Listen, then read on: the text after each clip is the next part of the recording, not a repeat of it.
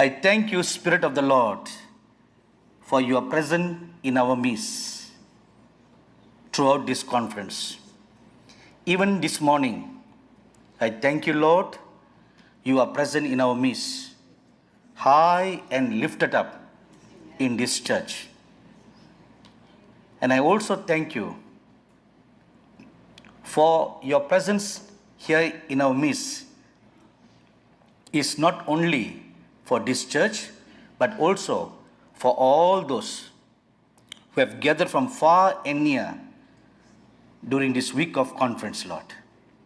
Thank you, Father. And we thank you for stretching out your healing hands to heal the many during these past 2 days. So one more time we pray, Lord, this morning, before this service ends, you will heal the rest who still need a healing, Lord. All the rest. Your word tells us that all those who needed healing came to you and you healed them all. So similarly, I pray, all those who needed healing, let them all be healed by the end of this service. I know you will do that. For that purpose, you are present in our midst. Now I ask you, Spirit of the living God, open our hearts, open our ears, give us an understanding heart and a listening ear, that we may hear what the Spirit of the Lord will speak to the churches in these last days. In the name of our Lord Jesus Christ we pray. Amen. Please be seated. A harm or destruction has been determined over this nation. So, what kind of a harm or what kind of a destruction? Number one, natural disasters. The heat wave and the cold in terms of rains and the floods that you have been experiencing in this year and from late last year will continue to increase the more. Secondly, society, changes in the society. Violence will increase the more. And what you are seeing now in your society, whether civil wars, civil riots, and all kinds of unimaginable kinds of things that happened in the month of January, is an unheard of thing that happened at the Capitol, right? Has it happened like this in the past in the US? So, things like this will increase more. Violence in society. Secondly, lust. Lust in the society will increase through the LGBTQR community of people. And in that LGBTQR community, there are two kinds of people. One is the propagators of that culture. So propagators are the practitioners of that culture. So they would be the gays, lesbians, and then what is B? Bisexual? And then transgenders, T, and Q is queer? Queer, okay, sorry, I'm British. And what is R? LGBTQR, right? Anybody knows what R stands for? They may come up with something, no? So propagators are practitioners. And second group are the instigators. The instigators are straight people, but they sympathize with this community. And they join forces together to propagate. So they move governments, they move legislators to give a voice to this community, why not recognize them? Why not give them their rights? They deserve that. So because of a large group of instigators, it appears that these propagators of this community appears 2 times, 3 times. But if you sincerely look or carefully look, there is a large portion or large percentage of instigators, sympathizers, who think that this community are marginalized or they are deprived of their equal rights.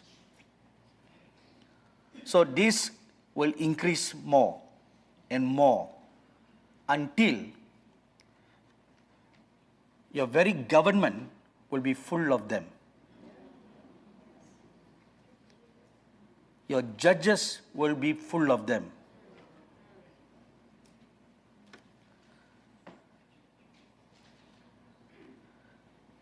Thirdly, government. Laws will be changed and rewritten to the detriment of godliness. You saw that in action on January 20th. As soon as after the inauguration took place, you saw on TV what the new president did. He had all the files on his table ready to undo whatever Mr. Trump had done, right? Now that's just a sample. And more changes, more rewritten will come. Number 4, churches. They will be deceived through confusing and strange doctrines. A large number of churches today, not only the liberal churches, but a large percentage of evangelical churches are now embracing a new doctrine called the progressive doctrine. What does the progressive doctrine mean? Or inclusive doctrine.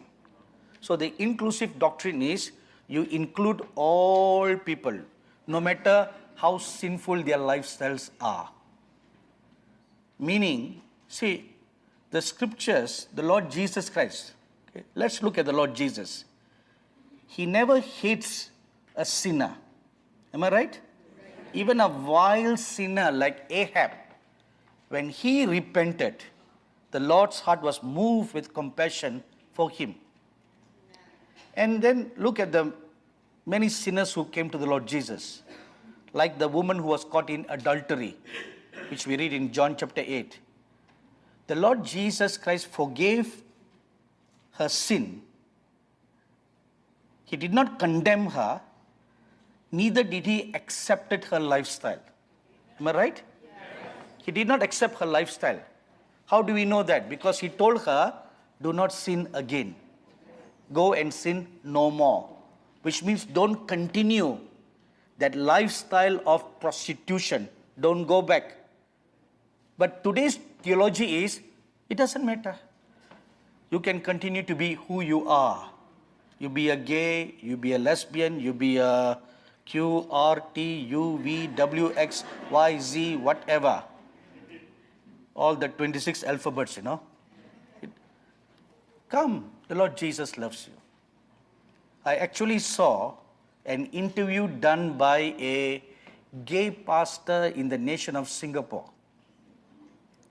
And this pastor, with his collar, like an Anglican pastor or a Methodist pastor, he gave an open interview and he openly admitted, I'm a gay. And his church is for gay people.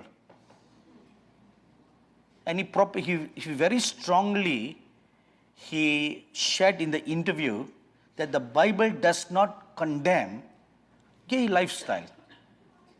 It's an acceptable lifestyle. So when the interviewer, I do not know whether the interviewer was a Christian or a non-Christian, when that person pointed out what happened to Sodom and Gomorrah, the pastor defended, but that's the Old Testament. That's the Old Testament. Now we are in the New Testament.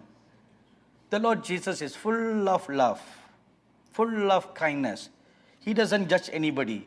He doesn't send anybody to hell. He doesn't condemn anybody. That was the interview given by this gay pastor. You know, we cannot deny the fact that the Lord Jesus Christ is full of love. Am I right? We cannot deny that. He's full of love, full of compassion. You know, I was very astounded by the great love and kindness and mercy of the Lord when once I was deeply studying the book of Revelation, and I found that even during the time of the 7 trumpets judgment being blown, and when the vials are poured upon the earth, there was room for repentance. There was room. I've never seen that before, you know. Only when I did a deep study on the book of Revelation, I discovered, look at that great kindness and goodness of God. Even at the last moment, He makes the room open. Even when He is manifesting His judgments on this earth, He makes a room open for repentance. For repentance. He keeps the door open wide, but sadly, the scripture says, and they would not repent. See, that sentence tells me there is room for repentance. There is room, right? Yes. Theologically, that's what it means. There is room for repentance, but they would not repent.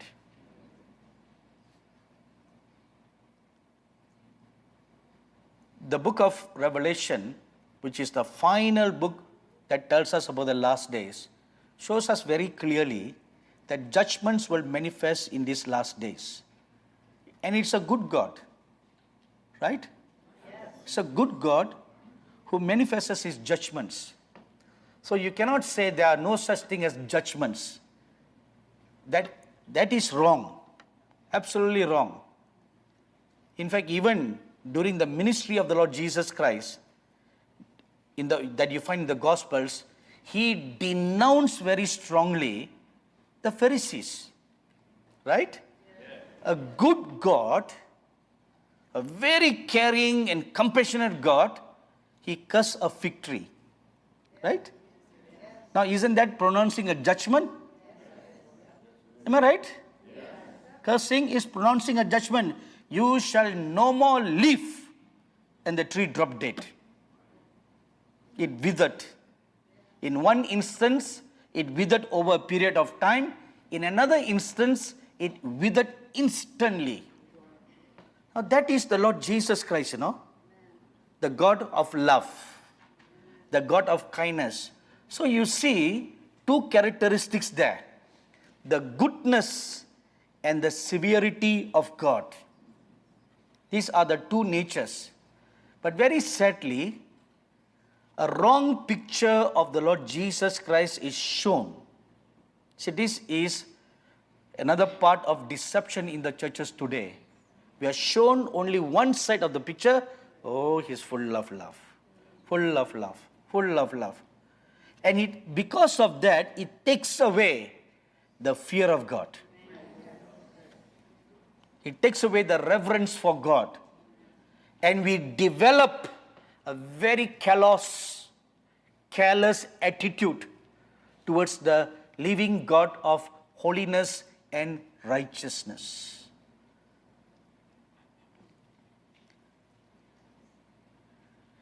You know, I'm sure you've seen people who walk their dogs in the streets.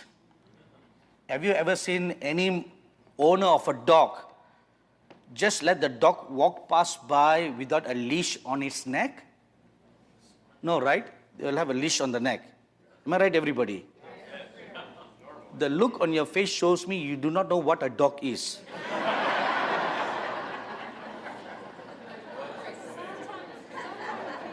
Okay, all right, sometimes. I thought there was a law in the land. Okay, sometimes people let them go free. Oh, no wonder you have that look on your face. All right. Okay, let's put away the sometimes and let's come to the most of the times. Okay, generally, there has a leash on the dog, right? Now, one morning, I went for a walk in my hometown. So I went for a morning walk and I saw several residents in that community. They all went for a walk, and there was one man who took his dog for a walk. And he had a leash on the dog. And the dog had to do its business, right? So they took the dog for a walk, and the owner was also walking. And I was walking behind them. So I noticed that there was a certain maximum length on the leash. And when the dog wanted to go further than the maximum length, he felt pulled back. He felt pulled back and he could not go any further. So in the same manner, there is a leash that God gives of His mercy and kindness. When you go beyond that, then there's His judgments manifest. But He is very kind, very tolerant, to put up with our shortcomings, shortfalls, rising up, falling down, rising up, falling down. Very merciful, very merciful. At the end of the day, God sees the heart attitude. Even when you are struggling with your sins. In the year 1992, I was ministering in Philadelphia. So a woman came to me for prayer. And she told me, okay, please pray that I will move more in the things of God. So I began to pray for her. And the Holy Spirit showed me a hidden sin in her life. And the hidden sin was, she was smoking. And this is a born-again woman, filled with the Holy Spirit, and she prophesies in the church. Yet, she was also addicted to smoking. So this was the first part of the revelation. Then the Lord showed me, but look at her heart. And when I saw her heart, that the heart opened, and I saw into her heart attitude. And each time she succumbed to smoking, after that she'll drop to her knees and she'll cry to God. Lord, I want to be set free from this. But I'm struggling, Lord. I'm struggling, God. She cries with a broken heart. It's not the kind of just worldly repentance, no. Oh Lord, I'm sorry, I just smoked. Oh Lord, I'm sorry, I fell into a sexual sin. Not that kind of worldly sorrow. This woman was really broken. She'll drop on her face, drop on her knees. She just cried with a broken heart. And the Lord Jesus showed me, look at her heart. You tell her today I will meet her and set her free. So I narrated what I saw, and she fell to her face and she cried and she cried and she cried. Terribly she cried, very terribly. That again proved to me her heart of sincerity. But she was struggling because before she became a believer, she was heavily addicted to smoking. So after becoming a believer, the many packs have reduced, but she couldn't break free from that bondage. But that day, when the prayer was made, the chains were broken from her life. And several years later, when I went back to Philadelphia again, she came to see me with a beaming smile. She said, from that day that you prayed for me till today, I'm set free. I never touch a cigarette again.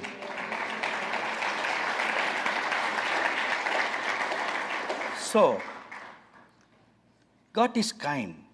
He looks at your heart. He looks at your heart. And that's how the Lord Jesus looked at each hearts of sinners who came to him that we read in the Bible. That is why he told them, I do not condemn you. He sees the heart attitude. See, even if you look at the genealogy of the Lord Jesus, there is a prostitute, Rahab. Right? But she was someone who was saved from destruction because she repented. She repented, turned her life around, and began to worship the true living God. So, we are no judges of anybody. But at the same time, see the leash. There is a certain length. Then the judgments of God will manifest. When your cup runs full. Till then, his mercy endures forever. Mercy endures forever. So, the churches will be deceived through confusing and strange doctrines, and they will be prideful and arrogant that what they do and what they know is right. What we are right all the time. If that attitude will not bring you to your knees. I am right. Whenever you have that attitude, prideful, arrogant attitude, it will never bring you to the foot of the cross. And that attitude means I don't need any correction. All is well with me. See, it's a deception that comes into your heart and into your mind. I don't need any correction. I'm well, I'm good. I know that I'm right. No matter a true saint of God, how do you identify a true saint of God? He'll always maintain a teachable spirit. Always teachable spirit. I'm sure you all still remember our late brother Neville Johnson. Do you still remember him? Yes. I first met him in 1993. And instantly we became bosom friends. And our friendship continued from 1993 till he went home. And we became very, very close. And from 1993 till 2019, I've seen him progressing in spiritual maturity. And what really amazed me about him was that the humility that I saw in his life in 1993 was still there even when he was walking in the Holy of Holies in heaven. That humility. Secondly, he always had a teachable spirit. I remember once we were ministering together in Sydney.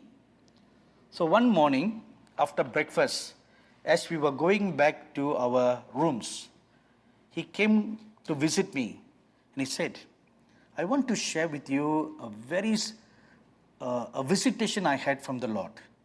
So he explained that to me, and then he said, can you pray and get a confirmation about this for me? I was very surprised, The revelation that he got was perfectly correct.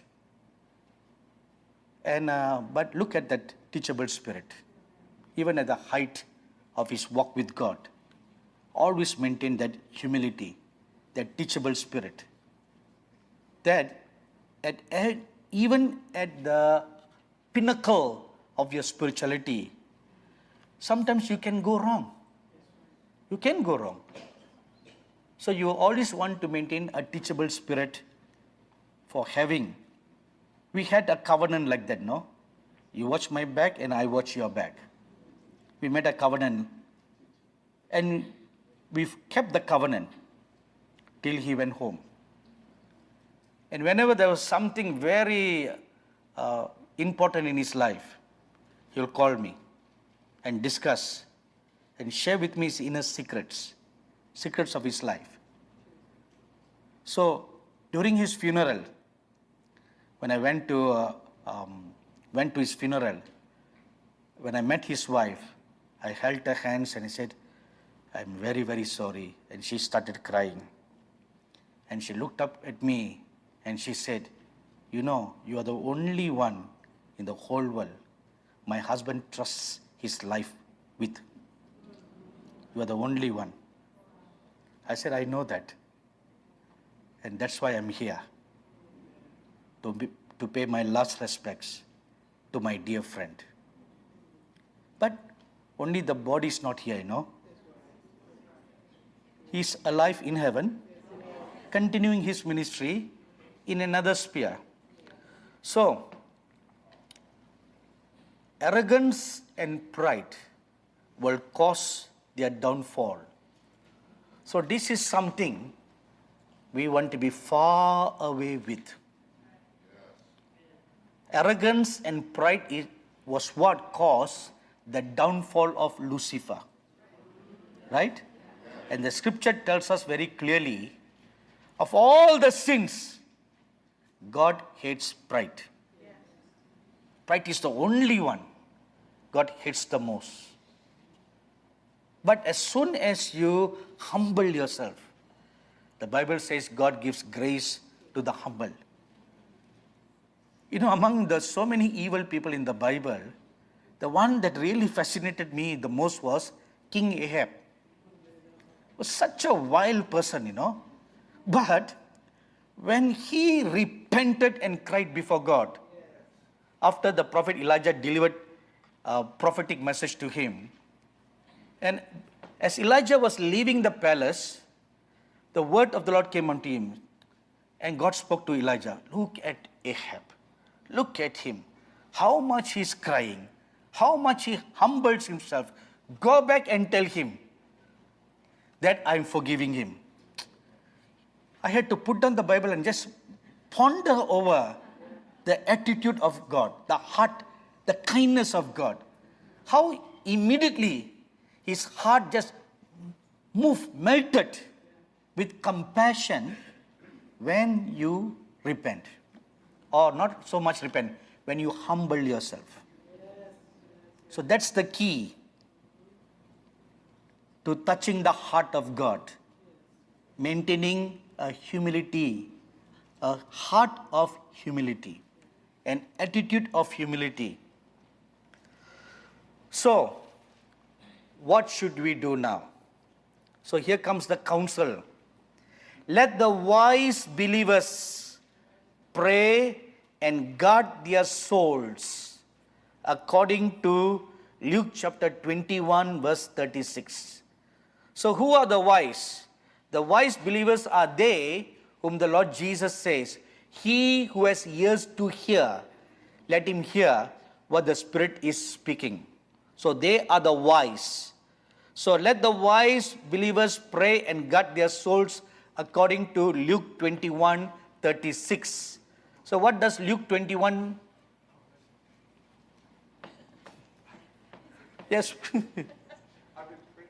Oh, okay.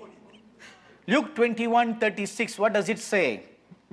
"But keep on the alert at all times, praying that you may have strength to escape all these things that are about to take place and to stand before the Son of Man." Praying always. Guard your soul. Guard your heart attitude. After saying all this, the saint turned and looked at me and he said, "Now you are given a new mandate." So this is now to me personally.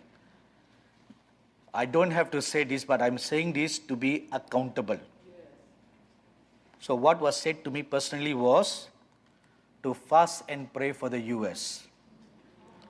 So that I will do for you. And you too need to do that. I will bend my knees. I will fast and pray regularly. If not once a week, regularly.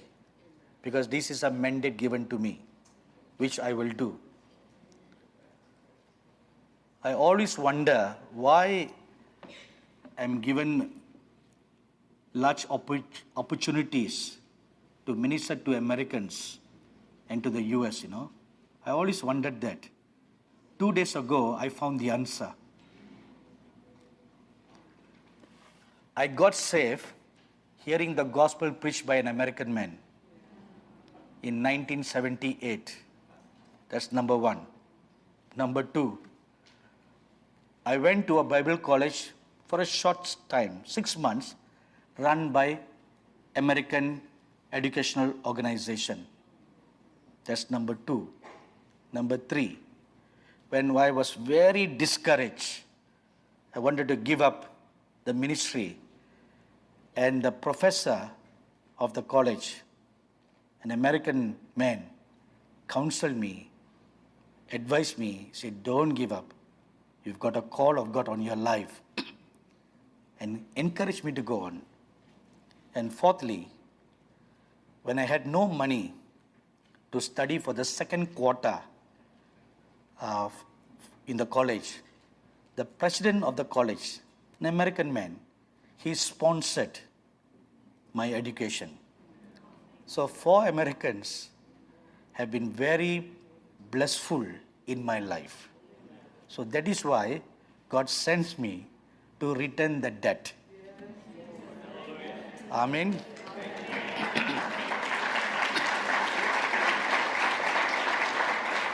So you see, when you sow goodness in someone's life, it will come back to you in some other ways.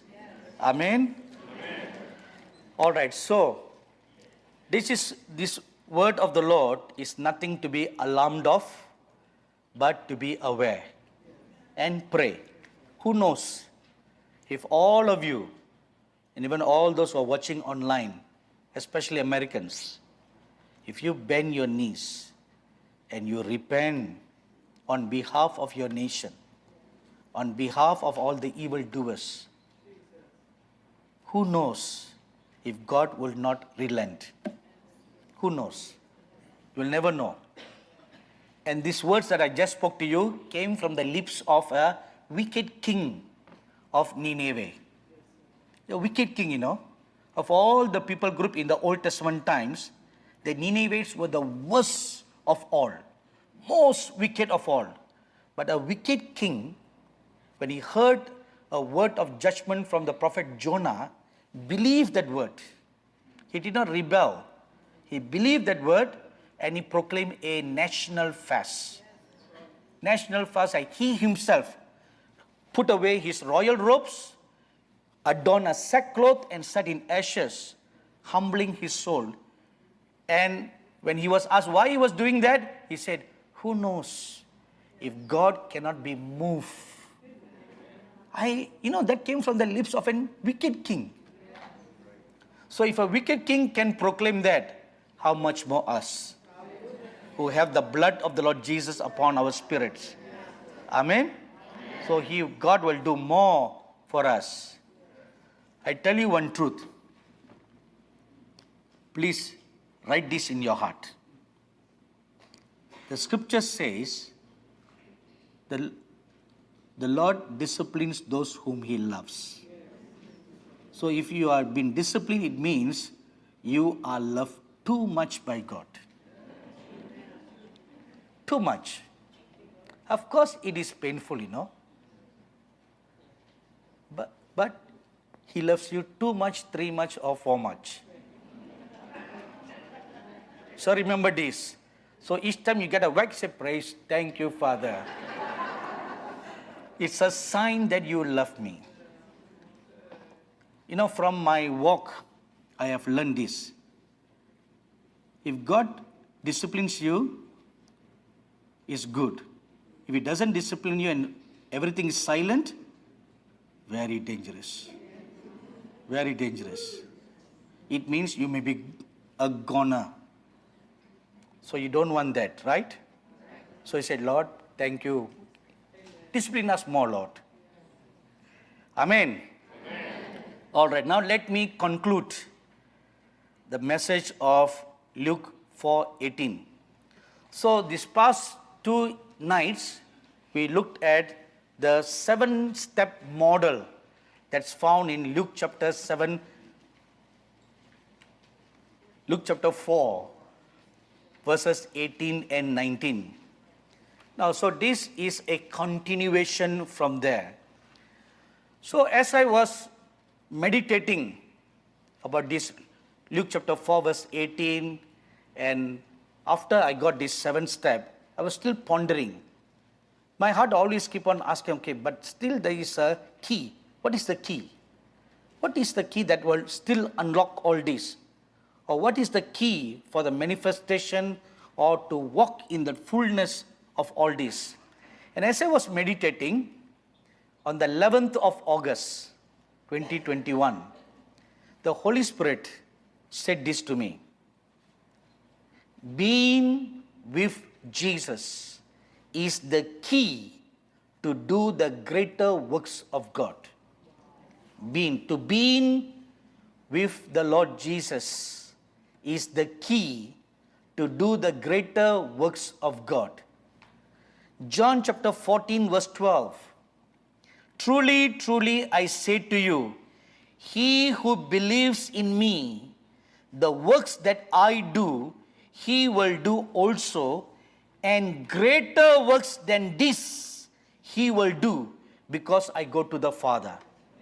So this scripture tells us, whatever all the works that the Lord Jesus did, we can do similarly.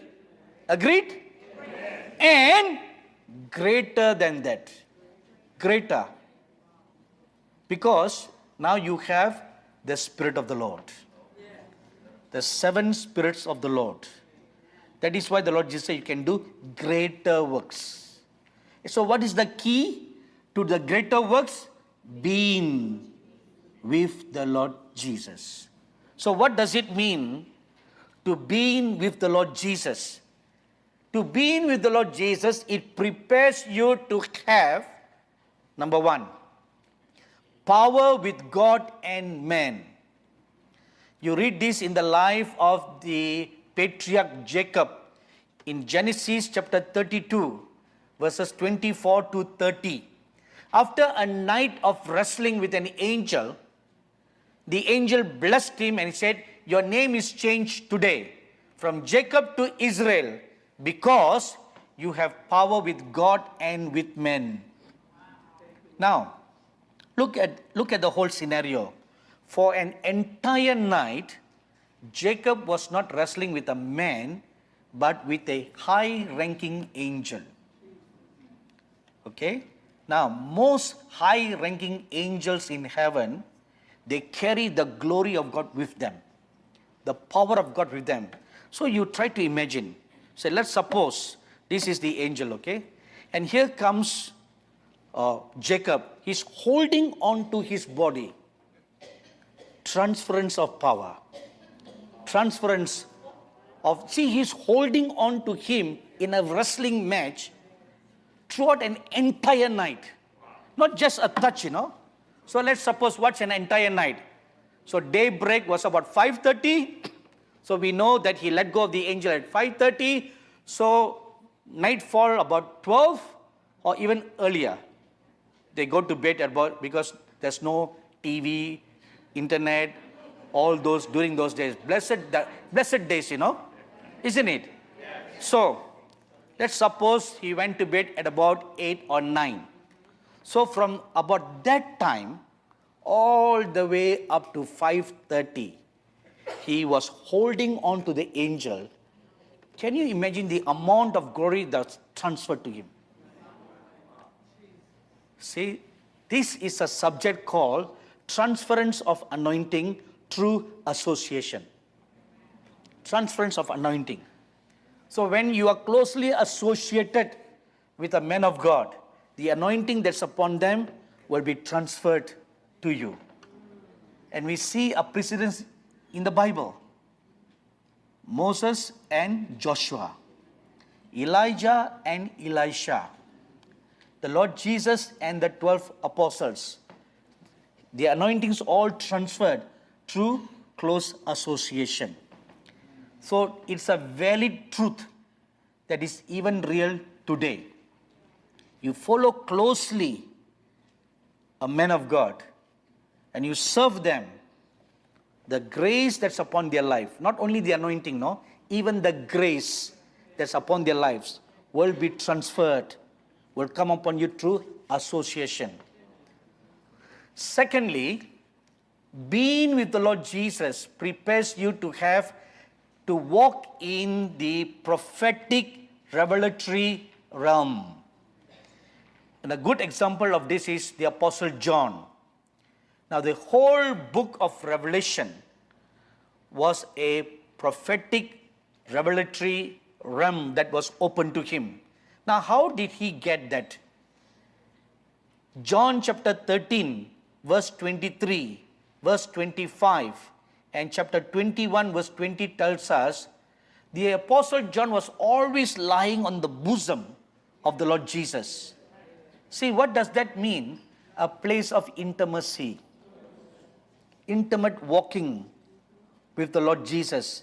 That was what the Apostle John was always doing. So now he was exiled to the island of Patmos. He was continuously praying, fasting regularly, meditating the words of God, pondering over what the Lord Jesus spoke about the end times, and then open up this whole vista of the end times.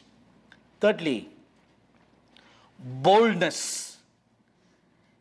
In Acts chapter 4, verse 13, you read, when Peter and John were arrested,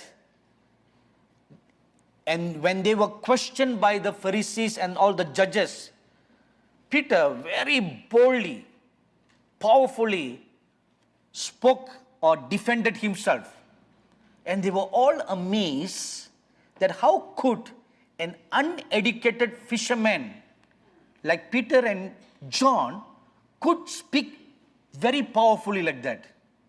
And then they had this small jury meeting. In their jury meeting, they came to one conclusion. Oh, it's because they were being with Jesus. They were being with Jesus.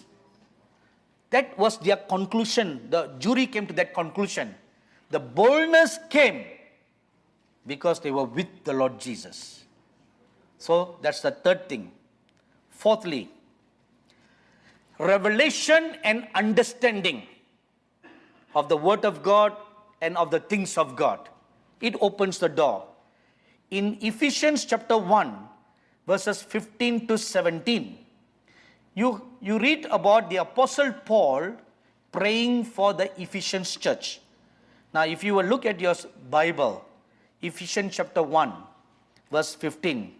For this reason, I too, having heard of the faith in the Lord Jesus, which exists among you, and your love for all the saints, do not cease giving thanks for you while making mention of you in my prayers, that the God of our Lord Jesus Christ, the Father of glory, may give to you a spirit of wisdom and of revelation in the knowledge of Him. Now look at verse 16. The Apostle Paul did not cease giving thanks and praying for them. Did not cease means continually praying. Continually praying that they will receive this anointing or this gift of the spirit of wisdom and revelation.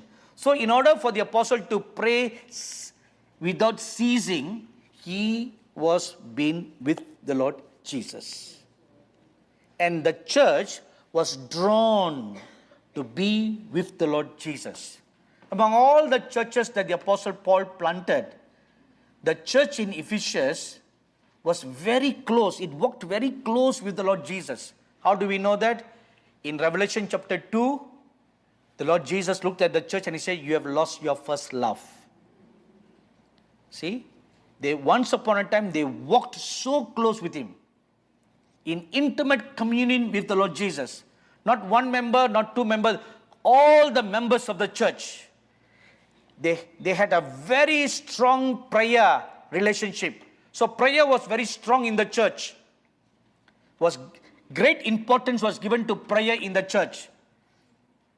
And as a result, once you start praying more, you will develop a love for God. Right? It's the love that draws you to worship God.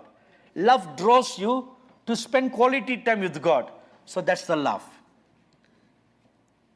So the Apostle Paul prayed this prayer and it produced revelation and understanding. Now, if you look at the life of the Lord Jesus Christ, he is a great, perfect model of someone who was being with God.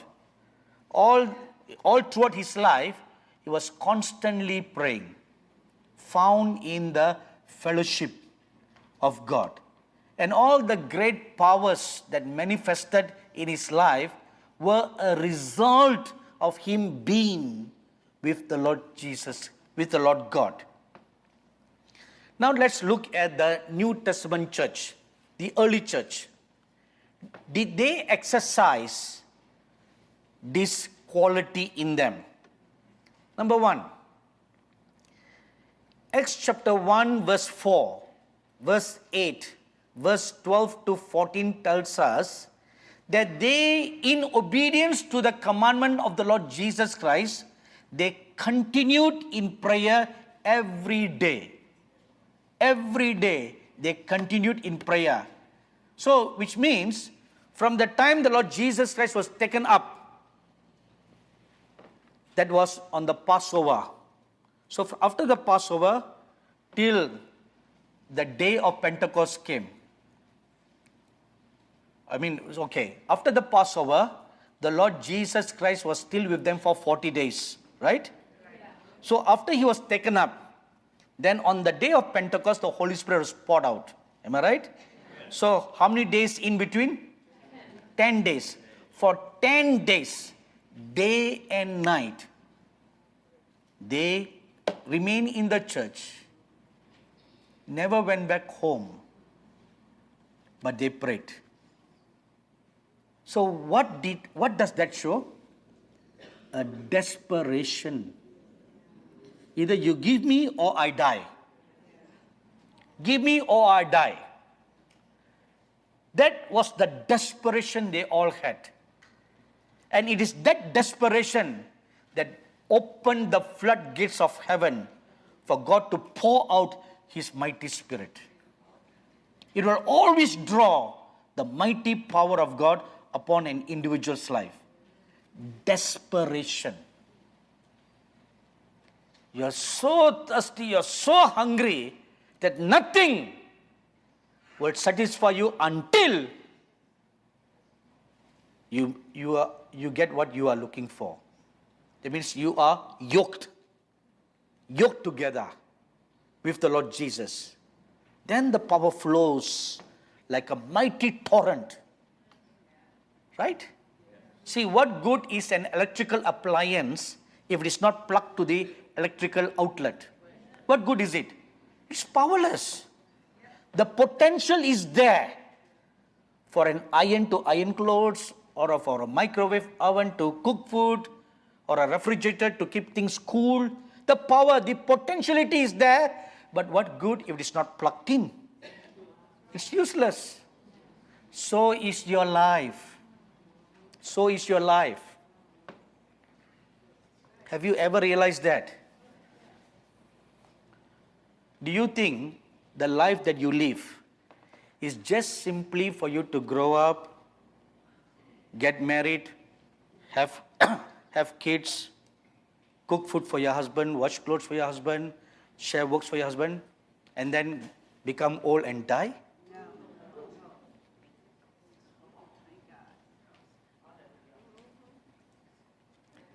If that's all you think your life is, you are the most miserable of all people in this world. Don't think that you are very blessed people. you are the most miserable of all people in this world. Even more miserable than Satan himself.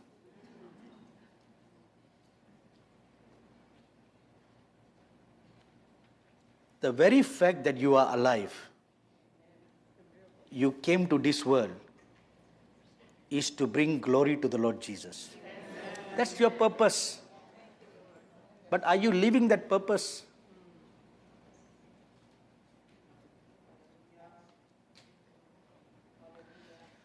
You know, once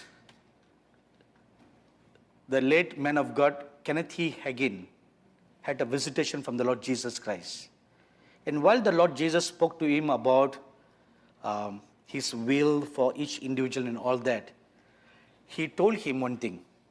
There are so many people, even ministers of God, who died without even fulfilling their destiny.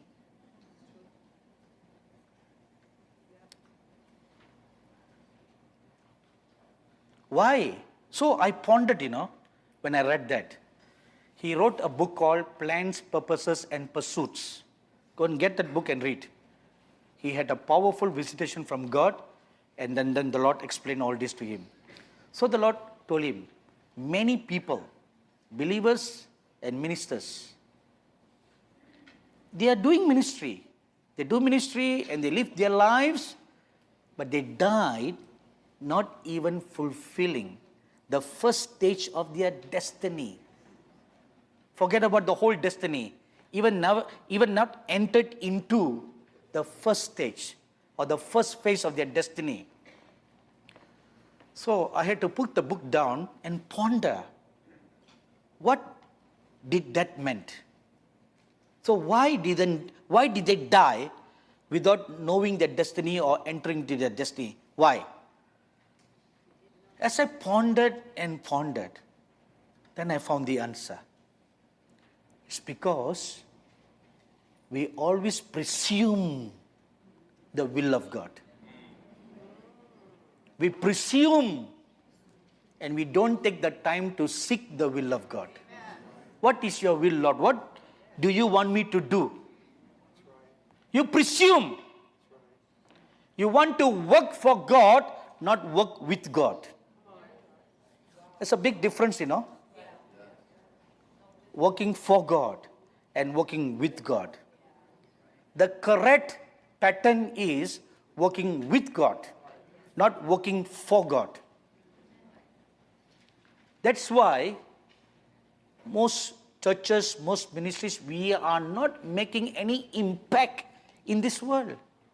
We are not making. You know why? The Lord Jesus is absent in our midst.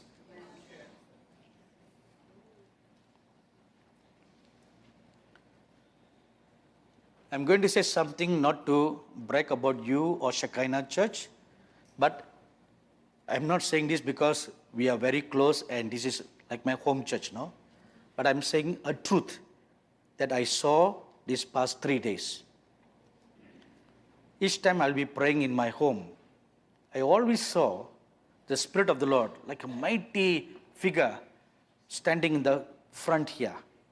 And he's such a gigantic image that his head touched the ceiling, and I first saw this yesterday when I was ministering, And then this morning when I was praying for this final meeting, again I saw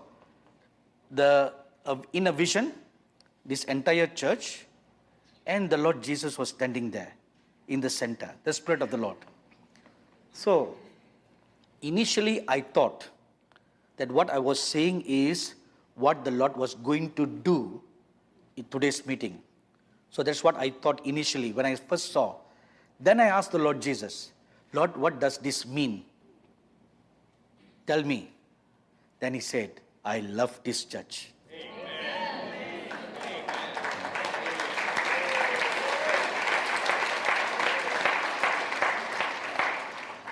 Say, what you are seeing is not me just standing here for this meeting, but I'm always standing here. Being with Jesus. Key. And why the Lord Jesus loves this church? Because it's a praying church. Because it fears God.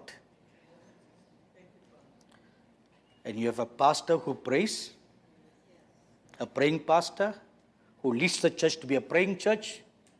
You have a pastor who fears God and teaches the church to fear God. And the Lord delights to be here. So each time you come, you're coming before the Lord Jesus. And you present yourself before the Lord Jesus. And He stretches His hands to bless all of you who come here, who gather here, either for weekday meetings or on every worship services. So that's most important, being with the Lord Jesus. Yes. Working with the Lord Jesus, not working for the Lord Jesus. Very important. We must reorder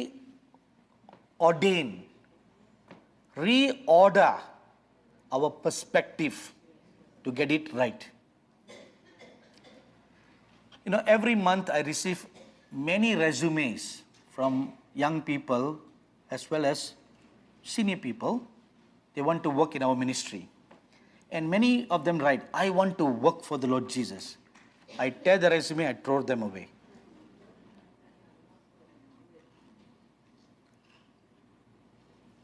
Because such people, they come with their own dreams. They come with their own visions. They don't want to work together with that corporate vision, the corporate call. They bring their own dreams. And that will cause an earthquake in a church and in any organization. You come with a heart to be yoked together. What is the vision of this church? What is the vision of a ministry? Yoked together. Yoked together, being with the Lord Jesus. Secondly, the apostles were together in one place. Acts chapter 2 verse 1. Now look at the word together. What does the word together mean? Matthew chapter 18 verse 20. It says, where 2 or 3 are gathered together in my name, I will be there. So together means 2 or 3. Does not mean 2% or 3%. It means your spirit, your soul, together with the Holy Spirit. 2, 3. Spirit and soul must be one. It cannot be divided in two different places. Your mind is here, your body is here, your mind goes all over, cruising around the US. Thank you for watching this video. Please make sure to subscribe to our channel to update the latest video from Sadhu Sanda Savaraj. Stay tuned for the next sermons on my channel every day. Amen. Praise my Lord. Hallelujah.